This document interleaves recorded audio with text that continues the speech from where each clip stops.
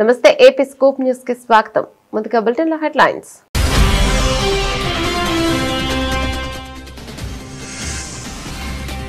America ప్రభుత్వంలో పెను సంక్షోభం. నేటి నుంచి 1,00,000 మంది ఉద్యోగులు ఇంటికి.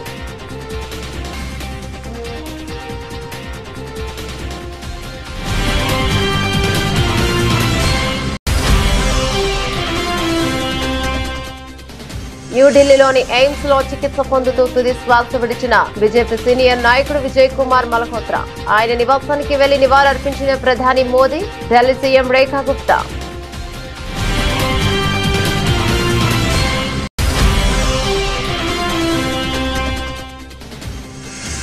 ఆసియాకు ఫైనల్ ట్రోఫీ వివాదంపై స్పందించిన captain Surya, ICC chief Mohsin Naqvi trophy తీసుకొని పారిపోయారంటూ సంచలన ఆరోపణ.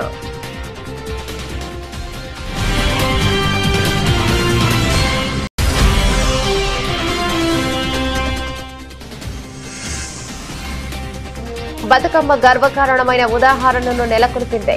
దేశ రాజధానిలో జరిగిన బతుకమ్మ వేడుకలపై ప్రధాని మోదీ స్పందన.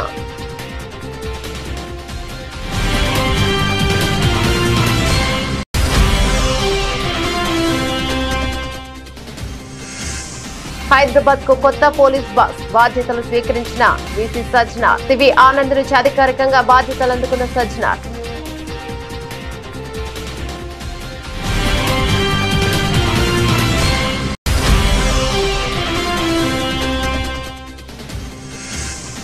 జీఎస్టీ ప్రయోజనాలను రాష్ట్రంలోని ఇంటింటికి తీసుకెళ్లేలా ప్రభుత్వం కార్యాచరణ.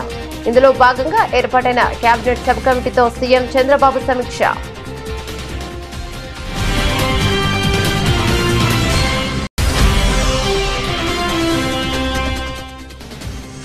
ఆసియా కప్ హీరో తిలక్ వర్మకు హైదరాబాద్ లో ఘన స్వాగతం. పాక్ సెట్టింగ్ పై ఆసక్తికర వ్యాఖ్యలు. వారి మాటలకు తన బ్యాట్ తోనే సమాధానం ఇచ్చానని వెల్లడి.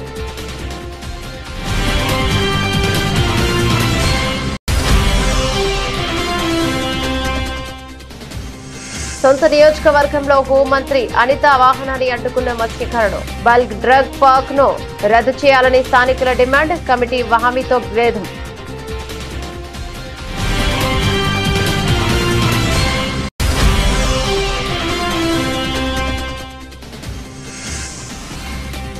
సరూర్ నగర్ భారీ బతుకమ్మకు 2 గిన్నిస్ రికార్డులు. ఒకేసారి 1354 మంది మహిళలతో బతుకమ్మ వేడుక.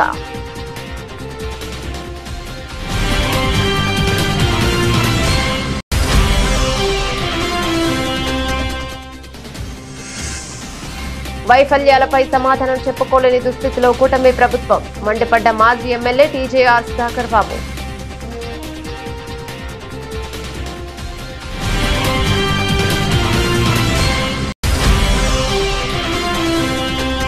బీఆర్ఎస్ పార్టీ కారు గుర్తుపై గెలిచి కాంగ్రెస్ పార్టీలో చేరిన ఫిరాయింపు ఎమ్మెల్యేలపై అనర్హత వేటు వేయాల్సిందే. స్పీకర్ కు స్పష్టంగా చెప్పిన BRS Janagama MLA Palla Rajeshwar Reddy.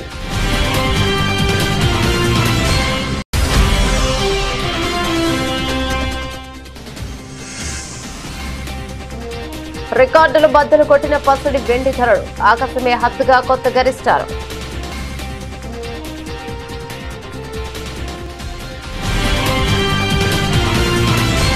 Details చూస్తే అమెరికా ప్రభుత్వ యంత్రాంగం చరిత్రలోనే కనీవిని ఎరుగని సంక్షోభాన్ని ఎదుర్కొంటోంది. డొనాల్డ్ ట్రంప్ పాలన తీసుకున్న సంచలన నిర్ణయాల ఫలితంగా నేటి నుంచి ఏకంగా 1,00,000 మంది ఫెడరల్ ఉద్యోగులు తమ విధులకు దూరమవుతున్నారు. అమెరికా చరిత్రలోనే అతిపెద్ద సామూహిక నిష్క్రమణగా నిపుణులు దీనిని అభివర్ణిస్తున్నారు. ఈ ఏడాది చివరి నాటికి ఈ సంఖ్య 3 లక్షలకు చేరుకుంటుందని అంచనా వేస్తున్నారు. ఇది రెండో ప్రపంచ యుద్ధం తర్వాత ఒకే ఏడాదిలో ఇంత పెద్ద సంఖ్యలో ప్రభుత్వ ఉద్యోగులు వైదొలగడం ఇదే మొదటిసారి. ట్రంప్ ప్రభుత్వం డిఫర్డ్ రెసిగ్నేషన్ ప్రోగ్రామ్ DRC పేరుతో ఒక ప్రత్యేక పథకాన్ని ప్రవేశపెట్టింది. దీని ప్రకారం ఉద్యోగులు స్వచ్ఛందంగా రాజీనామా చేస్తే సెప్టెంబర్ 30 వరకు ఎలాంటి పని చేయకుండానే పూర్తి జీతభత్యాలు పొందే అవకాశం కల్పించింది. దీనికి తోడు కొత్త నియామకాలపై నిషేధం, అనవసరమైన ఉద్యోగుల తొలగింపు వంటి చర్యలు చేపట్టడంతో చాలా మంది ఉద్యోగులు ఒత్తిడితో రాజీనామా బాట పట్టారు. ప్రభుత్వ సామర్థ్యాన్ని పెంచేందుకే ఈ సంస్కరణలు అని ట్రంప్ సర్కార్ సమర్థించుకుంటుండగా ఇది ప్రభుత్వ వ్యవస్థను నిర్వీర్యం చేయడమేనని విమర్శకులు ఆరోపిస్తున్నారు. ఈ విధానాలను సవాలు చేస్తూ ఉద్యోగ సంఘాలు కోర్టును ఆశ్రయించిన సుప్రీంకోర్టు 8-1 తేడాతో ప్రభుత్వ చర్యలు సమర్థించడం గమనార్హం. న్యూఢిల్లీలోని ఎయిమ్స్ లో చికిత్స పొందుతూ సీనియర్ బీజేపీ నాయకుడు విజయ్ కుమార్ మల్హోత్రా తుది శ్వాసను విడిచారు.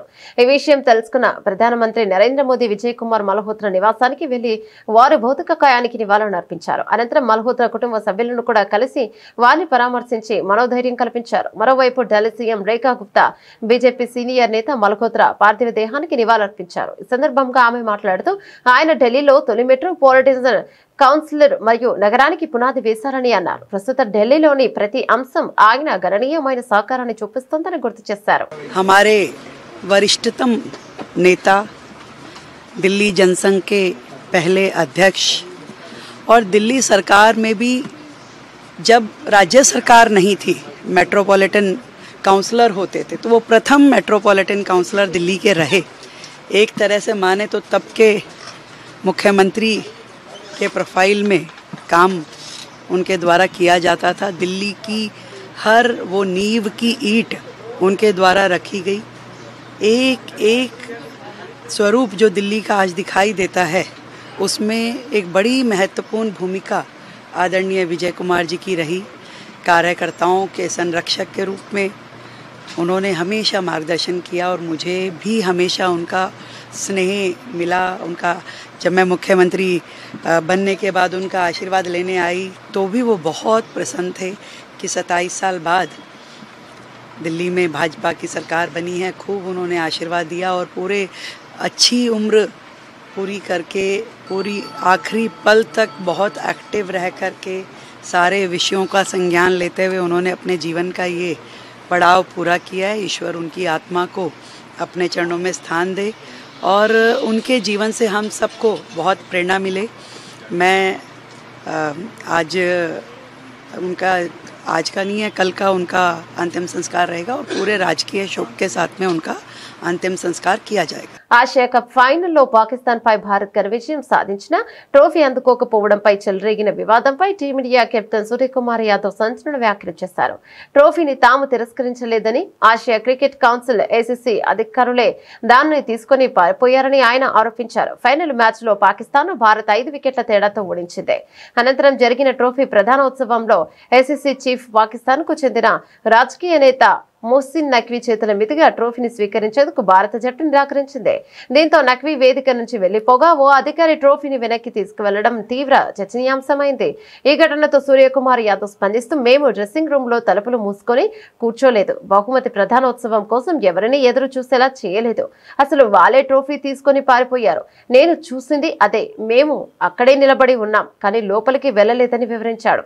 బతుకమ్మ గర్వకారణమైన ఉదాహరణను నెలకొల్పిందని ప్రధానమంత్రి మోదీ అన్నారు. స్థానిక సాంప్రదాయాలలో పాతుకుపోయిన పండుగలు దేశ రాజధానిలో జరుపుకోవడానికి అర్హమైనవని ఆయన అన్నారు. అదే ఏక్ భారత్ శ్రేష్ఠ భారత్ యొక్క నిజమైన సారాంశమని ప్రధాని చెప్పుకొచ్చారు.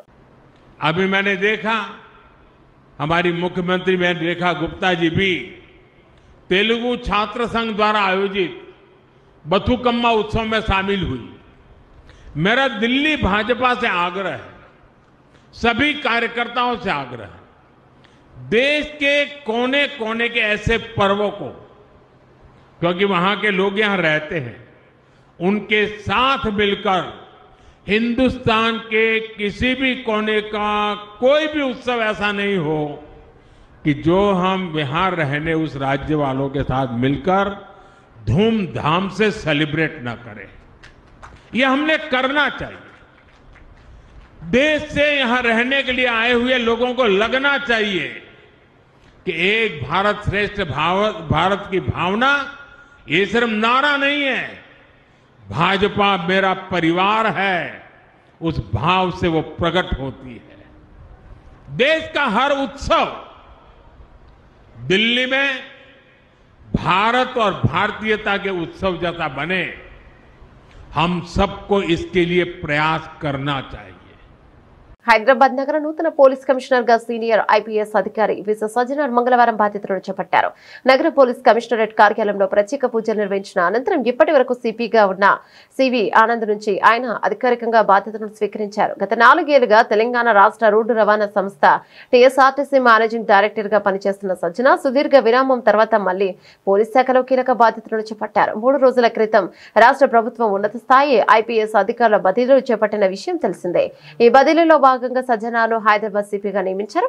ఇంతకాలం నగర కమిషనర్ గా సేవలు అందించిన సివి ఆనంద్ ను ప్రభుత్వం హోంశాఖ ముఖ్య కార్యదర్శిగా బదిలీ చేసింది. ప్రభుత్వ ఉత్తర్వుల మేరకు ఆయన తన బాధ్యతలను సజ్జనార్కు అప్పగించారు. ఈ కార్యక్రమానికి పలువురు ఉన్నతాధికారులు హాజరయ్యారు.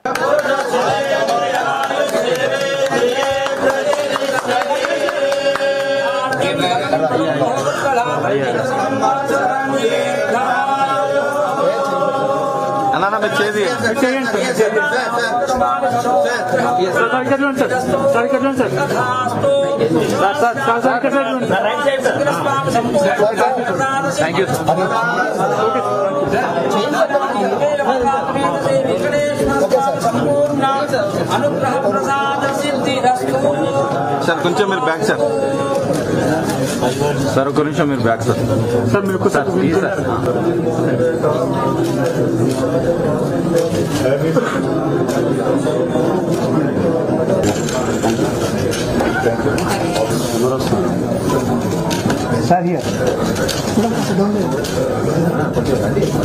సూపర్ జీఎస్టీ సూపర్ సేవింగ్స్ పేరిట రాష్ట్ర ప్రభుత్వం జీఎస్టీ ప్రయోజనాలను రాష్ట్రంలోని ఇంటింటికి తీసుకెళ్లేలా కార్యాచరణ చేపట్టింది. ఇందులో భాగంగా ఏర్పాటైన కేబినెట్ సబ్ కమిటీ ముఖ్యమంత్రి చంద్రబాబు తన క్యాంపు కార్యాలయంలో వీడియో కాన్ఫరెన్స్ ద్వారా సమీక్షించారు. జీఎస్టీ 2.0 సంస్కరణల ప్రయోజనాలను ప్రజలు వినియోగదారుల్లోకి తీసుకెళ్లేలా విస్తృత ప్రచారం చేసేందుకు గాను రాష్ట్ర వ్యాప్తంగా 65,000 సమావేశాలు కార్యక్రమాలను నిర్వహించాలని నిర్ణయించారు. ప్రజల్లోకి వెళ్లి వచ్చే నెల 19 తేదీ వరకు వేర్వేరు టీంలతో ఈ ప్రచార కార్యక్రమాలను నిర్వహించాలని ప్రభుత్వం నిర్ణయించింది. ఈ మేరకు కేబినెట్ కమిటీకి సీఎం చంద్రబాబు దిశానిర్దేశం చేశారు.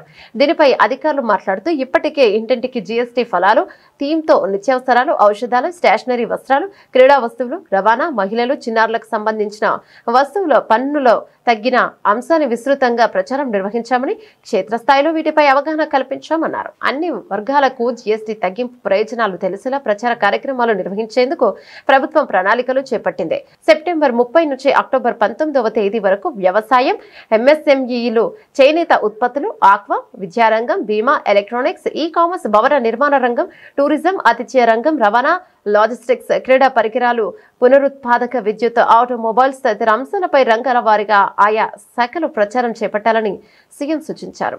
ఆసియా కప్ 2025 ఫైనల్లో పాకిస్తాన్ పై అద్భుత ఇన్నింగ్స్ తో భారత్ కు చిరస్మరణీయమైన విజయాన్ని అందించిన తెలుగు తేజం యువ క్రికెటర్ తిలక్ వర్మకు హైదరాబాద్ లో ఘన స్వాగతం లభించింది.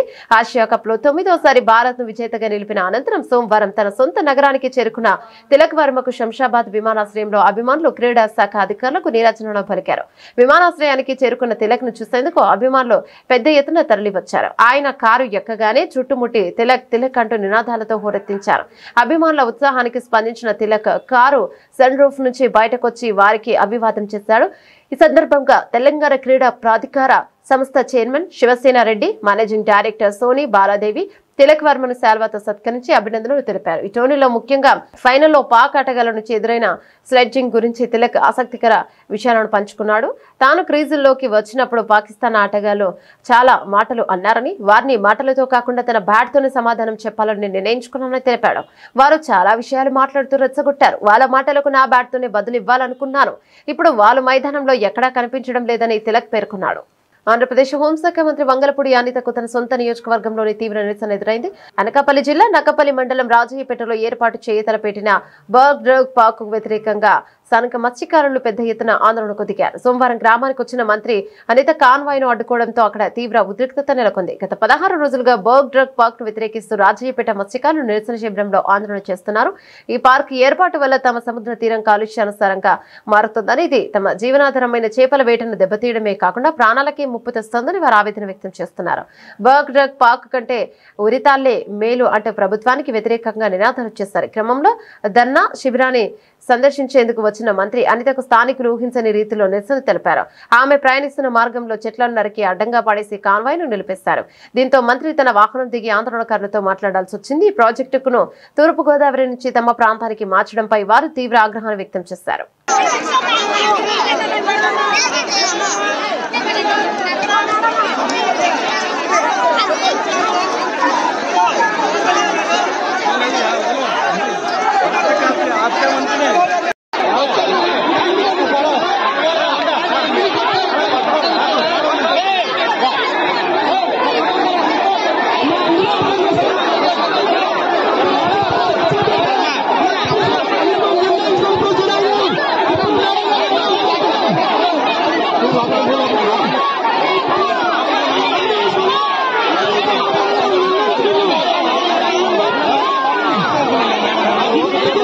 తెలంగాణ సాంస్కృతిక ప్రతీక అయిన బతుకమ్మ పండుగ 2 గిన్నిస్ రికార్డులను సొంతం చేసుకుంది. హైదరాబాద్ లోని సరూర్ నగర్ మైదానంలో నిర్వహించిన బతుకమ్మ ఉత్సవం ఈ ఘనత సాధించింది.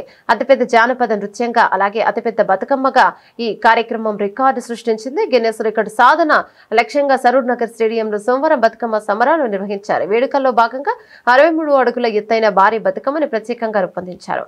అనంతరం ఒకేసారి 1354 మంది మహిళలు బతుకమ్మ ఆడారు. కార్యక్రమంలో మంత్రులు సీతక్క, జూపల్లి కృష్ణారావు, హైదరాబాద్ మేయర్ గద్వాల్ విజయలక్ష్మి తదితరులు పాల్గొన్నారు. ఈ సందర్భంగా మంత్రి సీతక్క బతుకమ్మ పాట పాడి అందరినీ అలరించారు.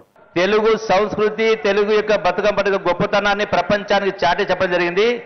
ఈ ఘనత సాధించడానికి పాల్గొన్న మీ అందరికీ, ఇక్కడికి విచ్చేసినటువంటి మా సహచర మంత్రివర్యులు సోదరిమణి సీతక్క గారికి, అట్లాగే బతుకమ్మ అంటే విమలక్క అంటే బతుకమ్మ అన్నట్టుగా మా విమలక్క గారికి, దీన్ని సక్సెస్ చేయడానికి ఇందులో పాల్గొన్నటువంటి ఇతర మా యొక్క జిహెచ్ఎంసి అధికారులందరికీ, సెర్ప్ అధికారులందరికీ, మా ఎండి గారికి, మా ప్రిన్సిపల్ సెక్రటరీ గారికి, ఈ మొత్తం ఏర్పాటు చేయడానికి తోడ్పాటు అనిటువంటి మా గౌరవ ముఖ్యమంత్రి రేవంత్ రెడ్డి గారికి, మీ అందరికీ కూడా మరొకసారి శుభాకాంక్షలు తెలియజేస్తా ఉన్నా.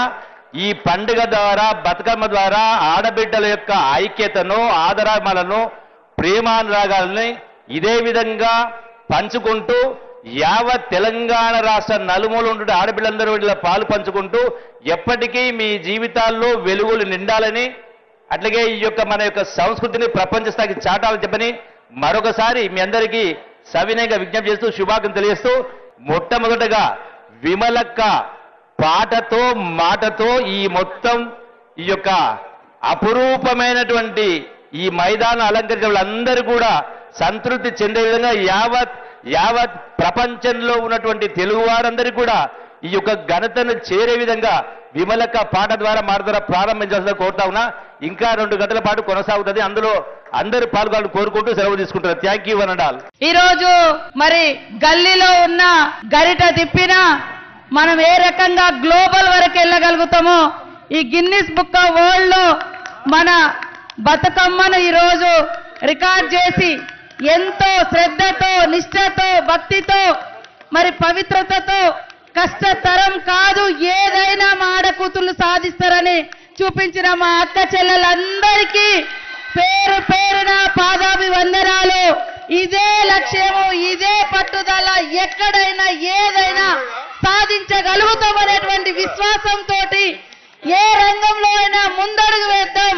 తప్పకుండా ఆకాశాన్ని చీల్చుకొని కూడా అన్ని రంగాల్లో ముందుకు రావాలని ఈ బతుకమ్మ సందర్భంగా మీకు అందరికీ విజ్ఞప్తి చేస్తూ, ప్రభుత్వ వైఫల్యాలపై ప్రతిపక్ష వైఎస్ఆర్సీపీ ప్రశ్నిస్తుంటే సమాధానం చెప్పుకోలేక డైవర్షన్ పాలిటిక్స్ తో ప్రజల దృష్టిని మళ్లించడమే లక్ష్యంగా అసెంబ్లీలో మాజీ సీఎం వైఎస్ జగన్ చిరంజీవులపై బాలకృష్ణ నోటుకొచ్చినట్లు మాట్లాడాడని వైఎస్ఆర్సీపీ ఎస్ఎస్ఎల్ అధ్యక్షుడు మాజీ ఎమ్మెల్యే టీజీఆర్ సుధాకర్ బాబు స్పష్టం చేశారు. తాడేపల్లిలోని పార్టీ కేంద్ర కార్యాలయంలో ఆయన మీడియాతో మాట్లాడుతూ చంద్రబాబు అందించిన స్క్రిప్ట్ ప్రకారమే బాలకృష్ణ సభకొచ్చి వివాదం సృష్టించి వెళ్లాడని, కానీ చంద్రబాబు పథకం వికటించడంతో మరుసటి రోజున స్క్రిప్ట్ మార్చి కామినేనితో ఇక రికార్డుల నుంచి తొలగించాలని అభ్యర్థించేలా చేశారని సుధాకర్ బాబు వివరించారు. వివాదం జరిగిన రోజునే స్పీకర్ స్వచ్ఛందంగా ఆ వ్యాఖ్యలను రికార్డుల నుంచి ఎందుకు తొలగించలేదని ప్రశ్నించారు. ఈ వివాదంలో ఇప్పటి వరకు చంద్రబాబు బాలకృష్ణలు చిరంజీవికి క్షమాపణలు చెప్పలేదని, దీనిపై కనీసం స్పందించకుండా తాము ఇద్దరు చిరంజీవిని నడి రోడ్డుపై ఒంటరిగా వదిలేశారని చెప్పారు. అసెంబ్లీలో జరిగిన పరిణామాలన్నీ చూస్తుంటే చిరంజీవి మీద ఏదో కుట్ర జరుగుతుందన్న అనుమానాలు కలుగుతున్నాయని మాజీ ఎమ్మెల్యే టీజేఆర్ సుధాకర్ బాబు స్పష్టం చేశారు. ఈ వ్యతిరేకతలో నుంచి పారిపోవటం ఎట్లా, దాచుకోవటం ఎట్లా, దాక్కోవటం ఎట్లా, ప్రజల దృష్టి మార్చడం ఎట్లా, అందుకని ఒక బ్రహ్మాండమైన స్క్రిప్ట్ రచించాడు. ఆ బాలకృష్ణ గారిని సినిమా షూటింగ్లో ఉంటే ఆయన పిలిచాడు సభలోకి. నేనేం అడగట్లేదు మిత్రులారా, మిమ్మల్ని అడుగుతున్నా. బాలకృష్ణ గారు చంద్రబాబు నాయుడు రచించిన డైవర్షన్ పాలిటిక్స్లను అమలుపరచడం కోసం వచ్చిన యాక్టర్ మాత్రమే. అతని పాత్ర అతను పోషించాడు. చిరంజీవి గారిని దూషణలతో మాట్లాడాలని స్క్రిప్ట్ ఇచ్చారు. అది బ్రహ్మాండంగా తన సహసిద్ధమైన సినిమా శైలిలో యాక్షన్ చేశాడు, వెళ్ళిపోయాడు. పోనీ ఆశాంతం ఉన్నాడా సభలో? లేడు. 3 days మాత్రమే ఉన్నాడు. ఇన్సిడెంట్ జరగడానికి ముందు రోజు వచ్చాడు, మాట్లాడాడు, మరుసటి నాడు 1 గంట ఉన్నాడు, వెళ్ళిపోయాడు ఫ్లైట్ ఎక్కి. బాలకృష్ణ మాట్లాడిన జుగుప్సాకరమైన మాటలు మమ్మల్ని పట్టుకొని, మా నాయకుడిని పట్టుకొని, నా నోటితో నేను ఆ మాట అనలేను, మాకు బుద్ధి జ్ఞానం ఉంది, మేమేమో అనని మాటలు మా మీద అభూత కల్పనలు కలిపి, చంద్రబాబు నాయుడు గారి యొక్క సతీమణిని మేమేదో అన్నట్టుగా అభూత కల్పనలను కలిపి గగ్గోలు పెట్టి బదనాం చేసి జగన్మోహన్ రెడ్డి గారి యొక్క వ్యక్తిత్వ హననానికి పాల్పడిన ఈ చంద్రబాబు నాయుడు యొక్క పార్టీ మరి ఈ రోజున వాళ్ళు స్వయాన భామర్ది ఎన్టీఆర్ కుమారుడే స్వయంగా చట్టసభల్లో అంటే దీన్ని ఏమని చూడాలి? ఇప్పుడు ఎల్లో మీడియా అంతా ఏమైపోయింది, సోషల్ మీడియాలో ఏమైపోయింది? ఒక మాజీ ముఖ్యమంత్రి పట్టుకొని అంత పెద్ద పదాన్ని వాడారే, ఏం స్పీకర్ ఎందుకు ఖండించలేదు? నువ్వు మాట్లాడింది తప్పు అని బాలకృష్ణ ఎందుకు ఆపలేదు? నారా చంద్రబాబు నాయుడు సీఎం చైర్లో కూర్చున్న సభానాయకుడు నువ్వు మాట్లాడేది తప్పు, బాలకృష్ణ వ్యాఖ్యలను తొలగించమని ఎందుకు అడగలేదు? ఇంకా సోద్యం, స్వయాన ఆ అన్నయ్య ద్వారా చట్టసభకు సినిమా యాక్టర్గా మారిన పవన్ కళ్యాణ్ ఈ రోజు వరకు, ఈ క్షణం వరకు కూడా బాలకృష్ణ వ్యాఖ్యలను ఖండించలేదు. వాళ్ళ అన్నయ్య గారిచే అంత స్థాయికి ఎదిగిన నాగబాబు గారు కూడా ఈ రోజు వరకు ఆ వ్యాఖ్యలను ఖండించలేదు, మాట్లాడలేదు. ఎందుకు? కారణం ఏమిటి? చట్టసభలో అన్నాడు, ఏదో పబ్లిక్ ఉపన్యాసంలో అన్నాడు, ప్రెస్ మీట్లో అన్నాడు కాదు, చట్టసభల్లో రికార్డెడ్గా తన స్థితికి కారకుడైన మెగాస్టార్ చిరంజీవి గారిని, ఏ ఒక్క రోజు ఎవరిని తోలనాడిన చిరంజీవి గారిని, ఏ ఒక్క రోజు కూడా అసభ్యకరంగా మాట్లాడిన చిరంజీవి గారిని ఆ విధంగా మాట్లాడితే నిలబడినందుకు థ్యాంక్స్ చెప్తున్నాం. ఇప్పటికైనా మీరు మాట్లాడారు, అదే సంతోషం. ఆ రోజు మీరు ఎలక్షన్ టైంలో మాట్లాడి ఉండాల్సింది. ఏ కారణం చేత మీరు ఆ రోజు మాట్లాడలేదో మాకు తెలియదు. ఈ రోజు మీరు మాట్లాడారు, అది సంతోషం. ఈ సమాజానికి మీరు ఏ మాత్రం అవమానపడలేదు, ఇక్కడ గౌరవించబడ్డారు. స్వయాన ఆనాటి ముఖ్యమంత్రి గారి భార్యామణి గారితో మీరు అన్నం వడ్డించుకున్నారని మీరు ఆన్ రికార్డ్ చెప్పారు, చాలు మాకు. ఈ రోజేమో నీ తమ్ముడు గారైన పవన్ కళ్యాణ్ గారు సపోర్టుతో, మీ సపోర్టుతో అధికారంలోకి వచ్చిన నారా చంద్రబాబు నాయుడు బామర్ది ఎన్టీఆర్ కుమారుడు స్వయానా మిమ్మల్ని వాడు వీడంటే మీ తమ్ముళ్ళు మాట్లాడలేదు. చిరంజీవి గారు దయచేసి మీరు ఆలోచించమని సవినయంగా చేతులు జోడించి వేడుకుంటున్నాం. బీఆర్ఎస్ పార్టీ కారు గుర్తుపై గెలిచి కాంగ్రెస్ పార్టీలో చేసిన 10 మంది ఫిరాయింపు ఎమ్మెల్యేలపై అనర్హత వేటు వేయాల్సిందేనని స్పీకర్ కు స్పష్టంగా చెప్పినట్టు బీఆర్ఎస్ జనగామ ఎమ్మెల్యే పల్లా రాజేశ్వర్ రెడ్డి తెలిపారు. ఫిరాయింపు ఎమ్మెల్యేల కేసు విచారణ తొలి రోజు సోమవారం స్పీకర్ ఛాంబర్లో నిర్వహించారు. ఫిరాయింపు ఎమ్మెల్యేలు ప్రకాష్ గౌడ్, కాళీ యాదయ్య, బల్ల కృష్ణమోహన్ రెడ్డి, మైపాల్ రెడ్డి తరపు న్యాయవాదులు, విచారణకు హాజరైన పిటిషనర్లు కల్వకుంట్ల సంజయ్, చింతా ప్రభాకర్, పల్లా రాజేశ్వర్ రెడ్డిలను క్రాస్ ఎగ్జామినేషన్ చేశారు. అనంతరం బయటకు వచ్చిన పల్లా అసెంబ్లీ బయట మీడియాతో మాట్లాడారు. తమ ఫిర్యాదుతో 8 మంది ఎమ్మెల్యేలు స్పీకర్ కు వివరణ ఇచ్చారని తెలిపారు. సుప్రీంకోర్టు ఆదేశాలతో స్పీకర్ విచారణ చేపట్టారని చెప్పారు. ఫిరాయింపు ఎమ్మెల్యేల తరపున వచ్చిన అడ్వకేట్లు అసంబద్ధ ప్రశ్నలు వేశారని, ఆయన ఓపికతో సమాధానాలు ఇచ్చామని వెల్లడించారు. ఆ 10 మంది ఎమ్మెల్యేలను డిస్క్వాలిఫై చేయాల్సిందేనని స్పష్టంగా చెప్పామని తెలిపారు. ఈ రోజున ఈ రాష్ట్రంలో 10 మంది బీఆర్ఎస్ ఎమ్మెల్యేలు కాంగ్రెస్ పార్టీలో చేరిన విషయం 4 కోట్ల తెలంగాణ ప్రజానీకానికి తెలుసు. అందులో 8 మంది స్పీకర్ గారి దగ్గర మేమిచ్చిన అఫిడవిట్ కి, సుప్రీంకోర్టు డెసిషన్ తర్వాత మేమిచ్చిన అఫిడవిట్ కి వాళ్ళు రిప్లై అఫిడవిట్ ఇవ్వడం, మమ్మలను మొదటి దశలో విచారణకు పిలవడం జరిగింది. ఈ విచారణలో ఈ రోజున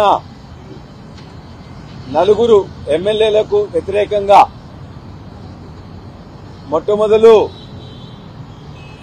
డాక్టర్ సంజయ్ గారు ప్రకాష్ గౌడ్ గారికి వ్యతిరేకంగా పిటిషన్ ఇవ్వడం జరిగింది. చింతా ప్రభాకర్ సంగారెడ్డి ఎమ్మెల్యే గారు, ఇద్దరు ఎమ్మెల్యేలు, ఒకటి మహిపాల్ రెడ్డి, రెండోది కాళ యాదవ్ గారికి ఇవ్వడం జరిగింది. నాలుగోది నేను బండ్ల కృష్ణమోహన్ రెడ్డికి వ్యతిరేకంగా పిటిషన్ ఇవ్వడం జరిగింది.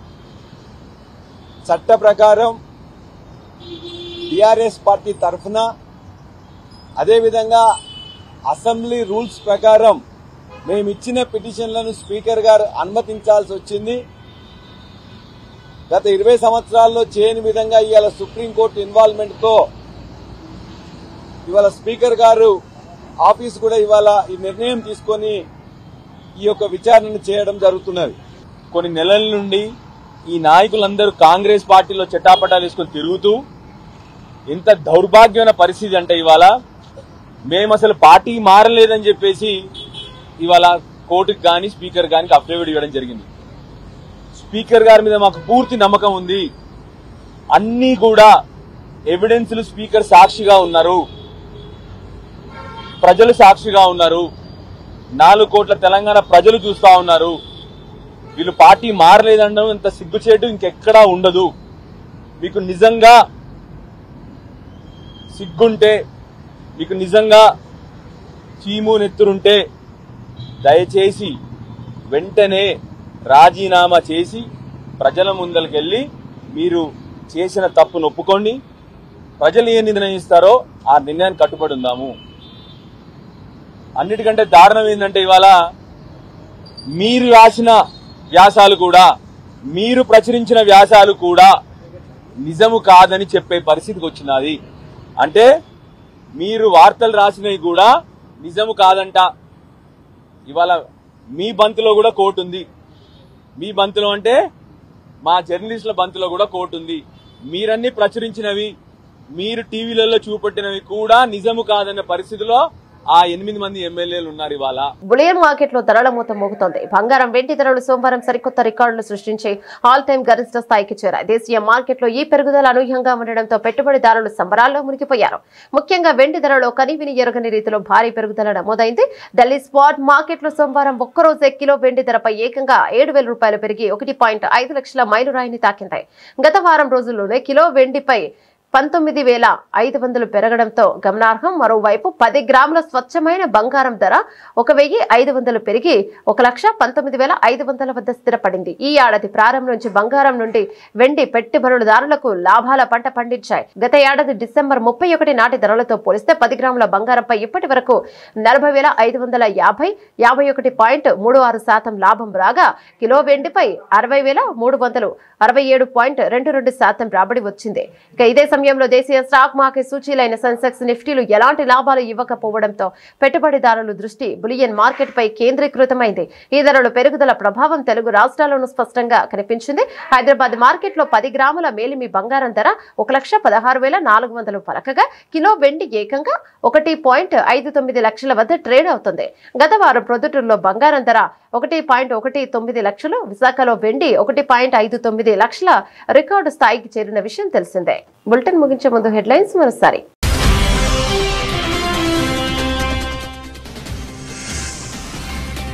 అమెరికా ప్రభుత్వంలో పెను సంక్షోభం, నేటి నుంచి 1,00,000 మంది ఉద్యోగులు ఇంటికి.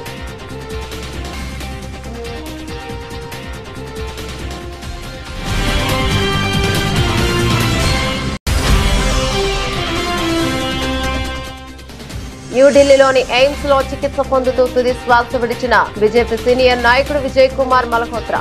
ఆయన నివాసానికి వెళ్లి నివాళులర్పించిన ప్రధాని మోదీ, ఢిల్లీ సీఎం రేఖా గుప్తా.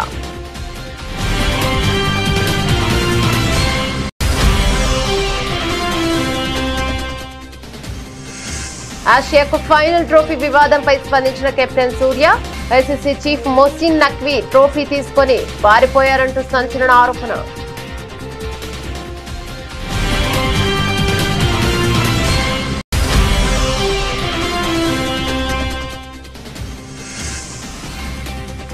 బతుకమ్మ గర్వకారణమైన ఉదాహరణను నెలకొల్పింది. దేశ రాజధానిలో జరిగిన బతుకమ్మ వేడుకలపై ప్రధాని మోదీ స్పందన.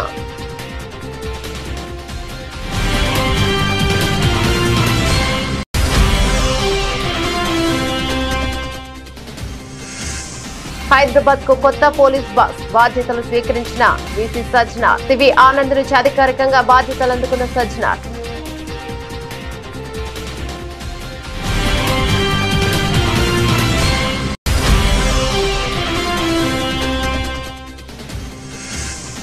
జీఎస్టీ ప్రయోజనాలను రాష్ట్రంలోని ఇంటింటికి తీసుకెళ్లేలా ప్రభుత్వం కార్యాచరణ.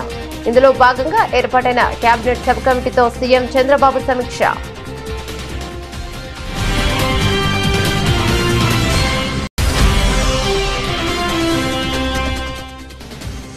ఆసియా కప్ హీరో తిలక్ వర్మకు హైదరాబాద్ లో ఘన స్వాగతం. పాక్ సెట్టింగ్ పై ఆసక్తికర వ్యాఖ్యలు. వారి మాటలకు తన బ్యాట్ తోనే సమాధానం ఇచ్చానని వెల్లడి.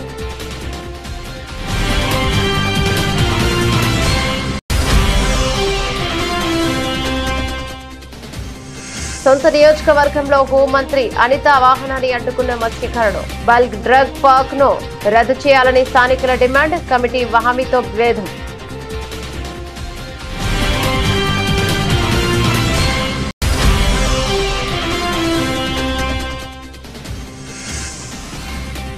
సరూర్ నగర్ భారీ బతుకమ్మకు 2 గిన్నిస్ రికార్డులు. ఒకేసారి 1354 మంది మహిళలతో బతుకమ్మ వేడుక.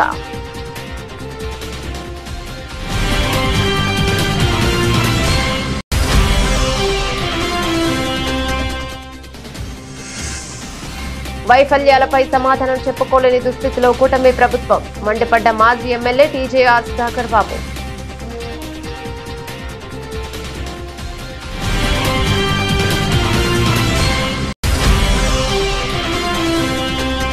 బీఆర్ఎస్ పార్టీ కారి గుర్తుపై గెలిచి కాంగ్రెస్ పార్టీలో చేరిన ఫిరాయింపు ఎమ్మెల్యేలపై అనర్హత వేటు వేయాల్సిందే.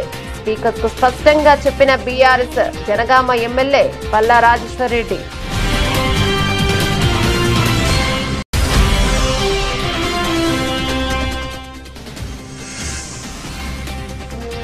రికార్డులు బద్దలు కొట్టిన పసుడి వెండి ధరలు. ఆకాశమే హద్దుగా కొత్త గరిష్టాలు.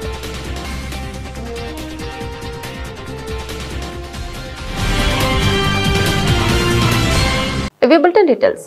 మరో బులెటిన్ లో మళ్ళీ కలుద్దాం. అంతవరకు సెలవు. నమస్తే.